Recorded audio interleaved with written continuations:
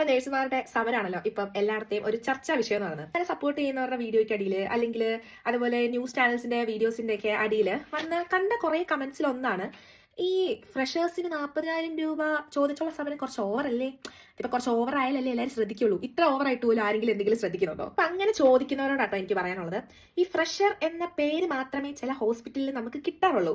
ജോലിയിലേക്ക് വരുമ്പോഴത്തേക്കും ഈ ഫ്രഷർ എന്ന ഒരു സാധനം പല ഹോസ്പിറ്റലിലും പല നഴ്സുമാർക്കും കിട്ടാറില്ല.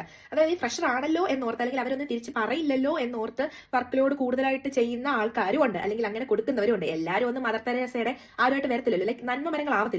അപ്പൊ എക്സ്പീരിയൻസ്ഡ് ആയിട്ടുള്ള സ്റ്റാഫിന് 25,000 രൂപ അല്ലെങ്കിൽ സാലറി കിട്ടുന്നതെങ്കിൽ അപ്പൊ ഒരു ഫ്രഷറിന് കിട്ടുന്നത് 18 17 മാത്രമായിരിക്കും. കാരണം എന്റെ പല ഫ്രണ്ട്സും നാട്ടിൽ വർക്ക് ചെയ്യുന്നവരുണ്ട്, അവരും ഈ സമരത്തിനൊക്കെ പോയവരുണ്ട്. പിന്നെ ചില ആൾക്കാരുടെ കമന്റ് ആയിരുന്നു, ഇങ്ങനെയുള്ളവരെയൊക്കെ മാറ്റിയിട്ട് അവിടെ വെള്ള ഉടുപ്പിട്ടിട്ട് വരുന്ന മറ്റേ മദർ തെരേസയുടെ ആരെങ്കിലേക്ക് കൊണ്ടുവെക്കണം, അത് നഴ്സിംഗ് യാതൊരു സേവനമായിട്ട് കാണുന്ന ആൾക്കാരെ കൊണ്ട് വെക്കണം.